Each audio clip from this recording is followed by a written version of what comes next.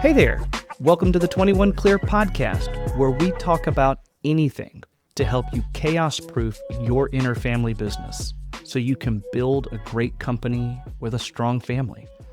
I am your host, Adam Hatcher, and I founded 21 Clear after a successful career scaling my family's company to work with other families who want to get their company somewhere and keep their family together. Today, we are going to build on the last 3 episodes of the podcast. In episode 4, I outlined the chaos-proof framework. This is the idea that we organize this podcast and all of our different resources around. And that includes the book that I'm publishing next year, the chaos-proof framework. What do you work on as a family to help you manage the tension that is inevitable when family works in and owns a company together? In episodes 5 and 6, we explored one part of the chaos-proof framework, and that is, how do you hire family members well or not hire them? What are some processes, exercises, and rules or guidance around hiring well? What we didn't really talk about across those 3 episodes is, when you join the family company, what is it like? Sometimes it's helpful just to hear someone else's perspective so it can help shape your experience or the experience you create for your family. You might be considering joining your family company. You may be considering hiring another family member soon, or it might be on the horizon. Or you may have started in the family company recently or in the last year or two, and you're trying to figure out, what is it exactly that you're experiencing? I was recently a guest with Andrea Carpenter on her podcast, Next Gen Friend. Andrea is the president of Transition Strategists, and they specialize in working with family companies who are leaning into transition and transitioning the company, whatever that may be. One thing I like about Andrea's approach is that she specifically focuses on the rising generation. What are their experiences, and helping them ask the question, how do I want to interact with this business? Do I want to be in it, around it, adjacent to it? And then how do I go about that? Andrea and I did 2 podcasts together and had a wide-ranging conversation. I have the link to that conversation in the show notes. And in our conversation, there was a part of it that dovetailed nicely with these last 3 episodes. Andrea asked me about my own experience joining my family company.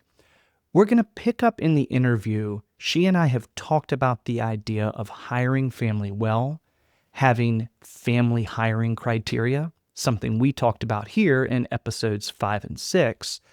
You'll hear a little bit of that in our conversation, but I want to jump right in to where she asked me about my own experience joining the family company. We're going to take an excerpt from the podcast. I hope you enjoy it. And with that, here is Andrea and me.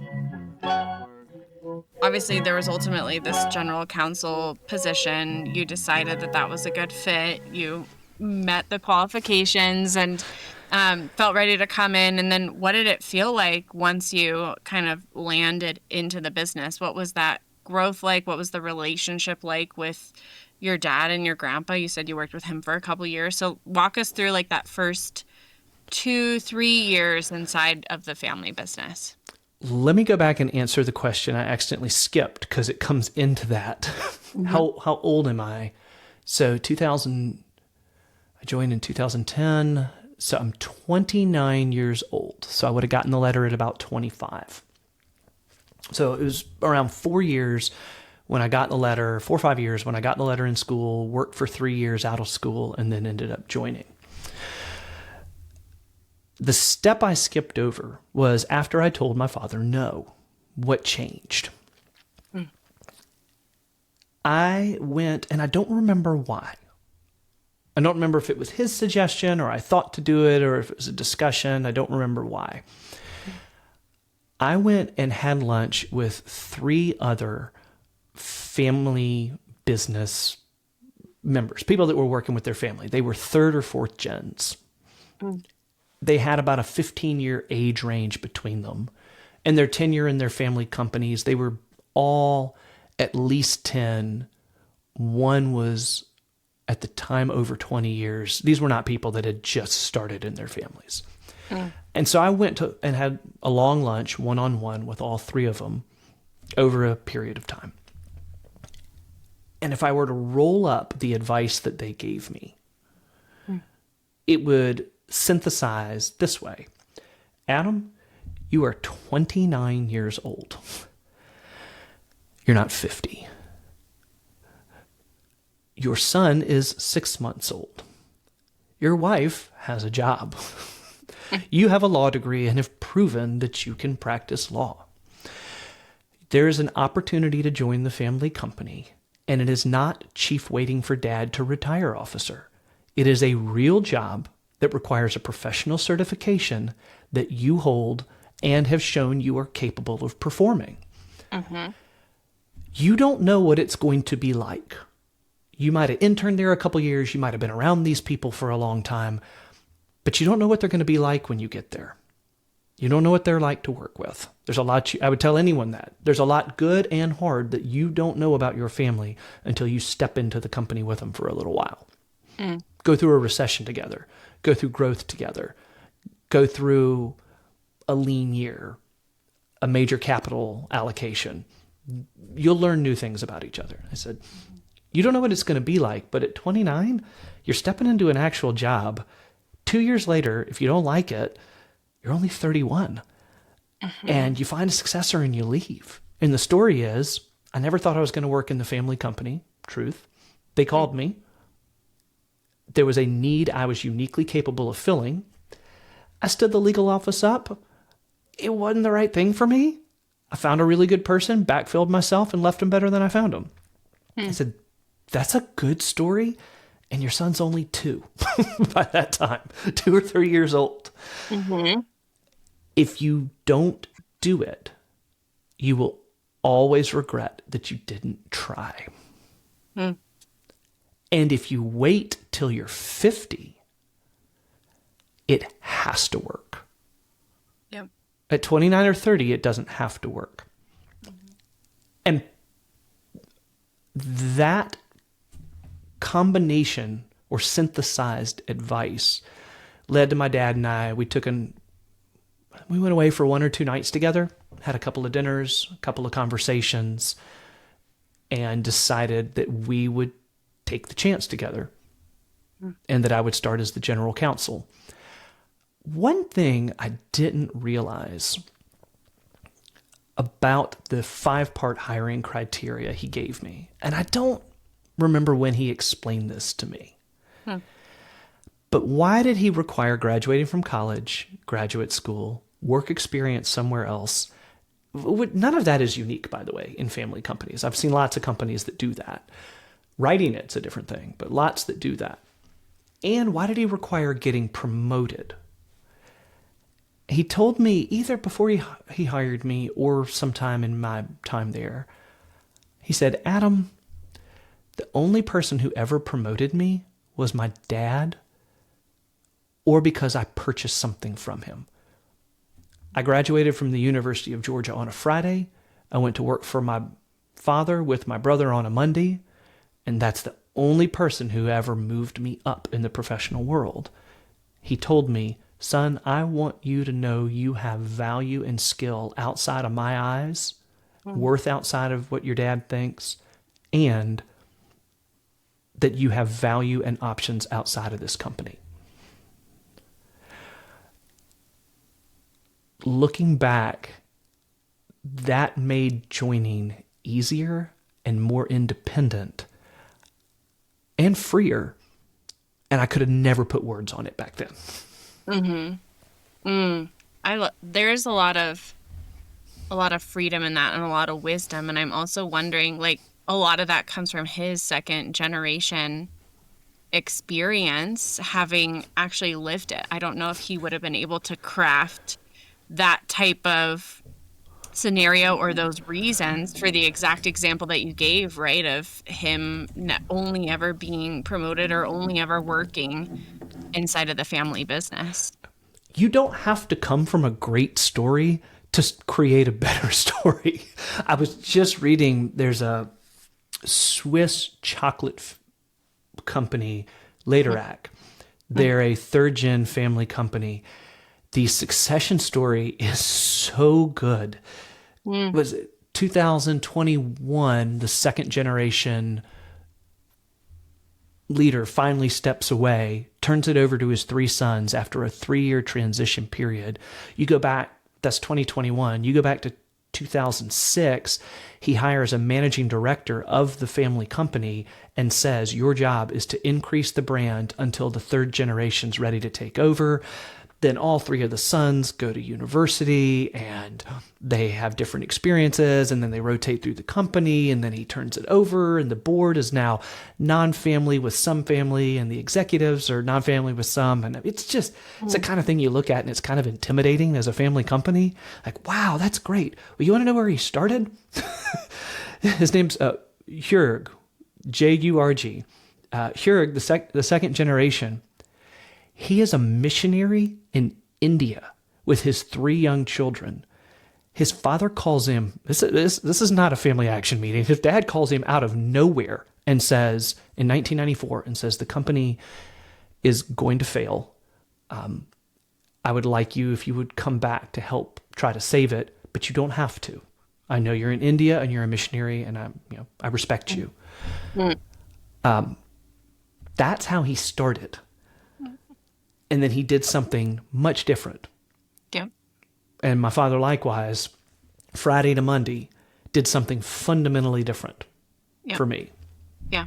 So it doesn't matter what the previous generation has done. You can build on the platform.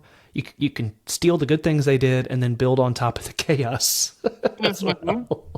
And I think I hear this a lot. So let's shift a little bit into actually working in the business and actually scaling it. Because there's that tension of being a rising gen, and you start to get more responsibility and you're stepping more into leadership. And it's like, do I actually have authority to do this? The people who did this before are still around. They're still leaders. Did you have any of that tension, and what did that look like for you? How did you navigate that? No, I mean, we didn't have any tension at all. I don't know who does that. Probably just the weak ones, right?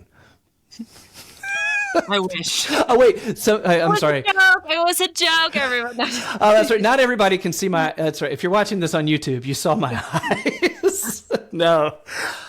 I didn't have words for this until about 12 months ago. Somebody said, you know why family businesses are hard? Why working with family in a company that you own is hard? Oh, I don't know. Tell me. I did it for 13 years.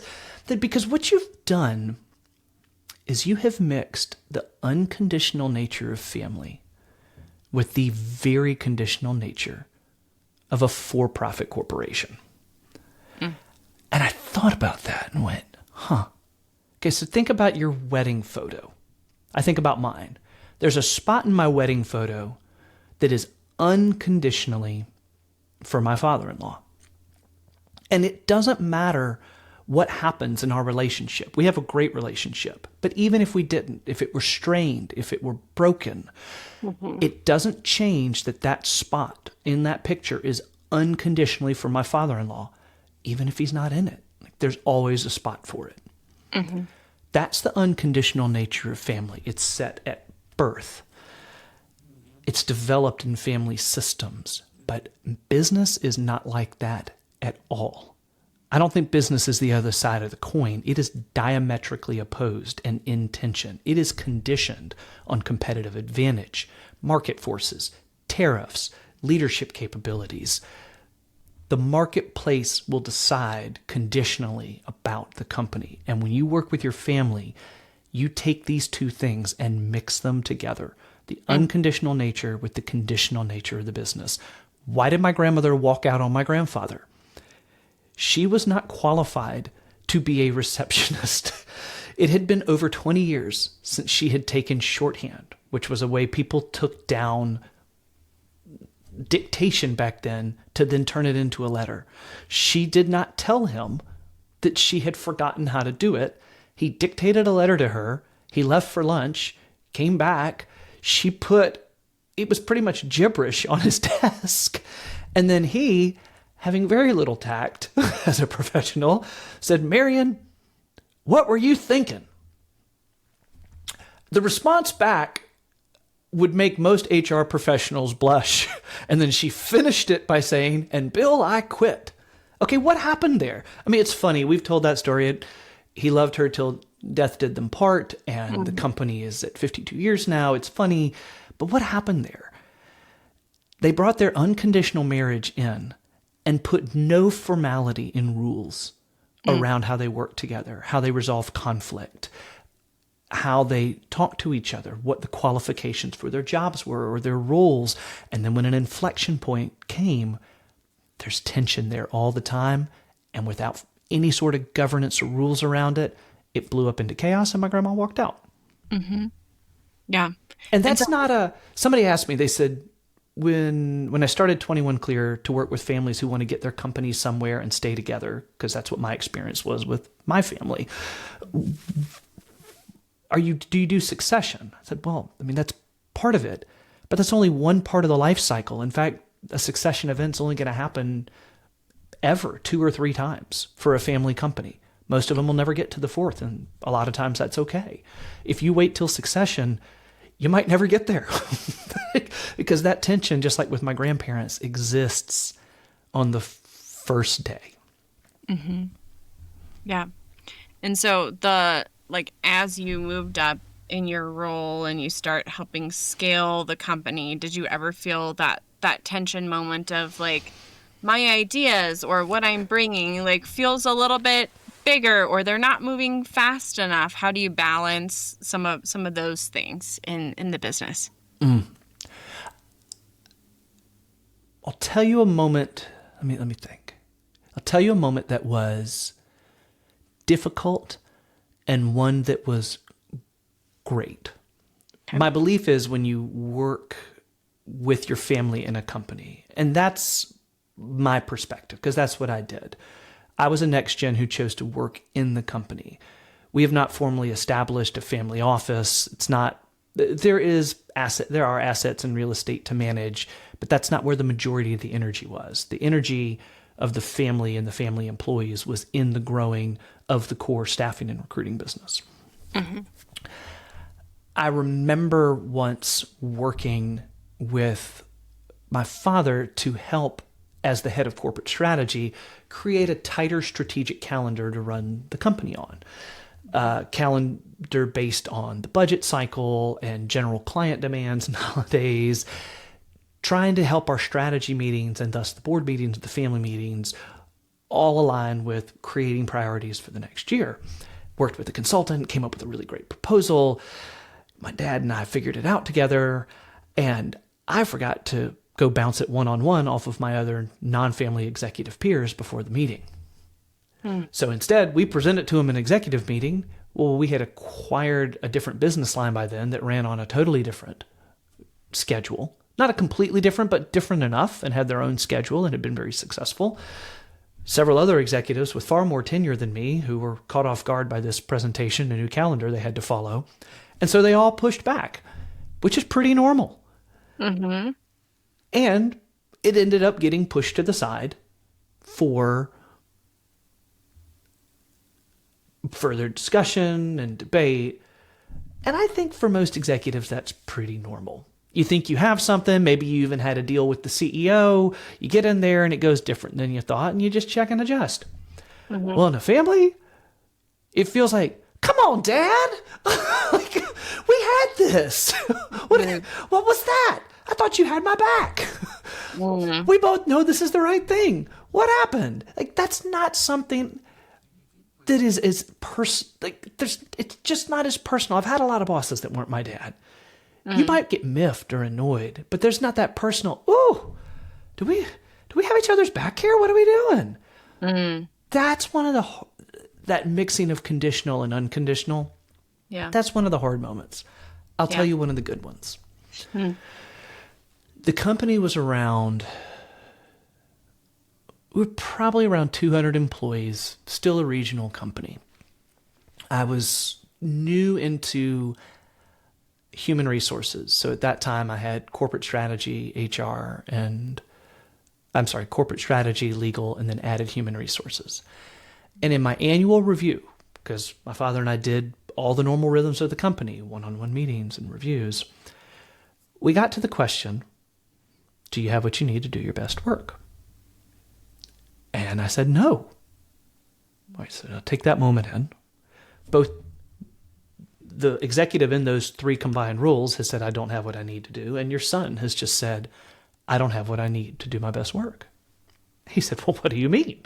Trying to think, what have I not given you? And I think this is a question a family member in my position would have been quicker to ask than a non-family member. I'm not certain. But what next gens can do when it's going really well.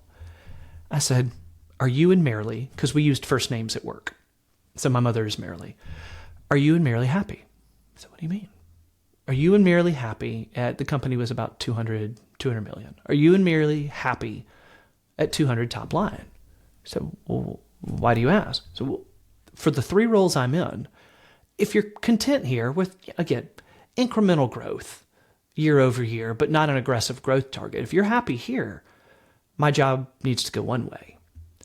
But if you want to take this and try to march it to $1 billion top line, if you want to break into the top 15 or 20 in the industry nationally, that's a totally different job. And you're the one who makes the call. But I need to know. And the conversations that came after that were interesting. And one of the advantages of a family business, because what we uncovered is this went all the way back to some of my father's deep-seated religious beliefs about where you put your identity. And if you grow a company too fast, how you can become absorbed.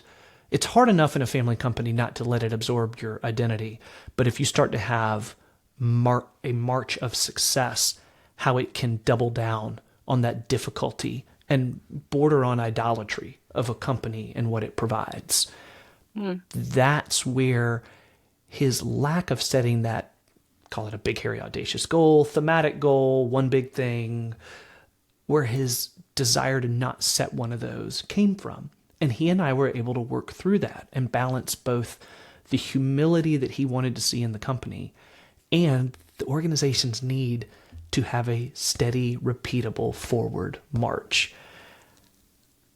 I thought back on that example a few years later. I didn't realize it in the moment what had happened, but I thought, whoo, I don't know how many people can talk to their CEO boss, push on their religious beliefs, and find a compromise that incorporates all of that and moves the organization forward in a way that is consistent with what they want.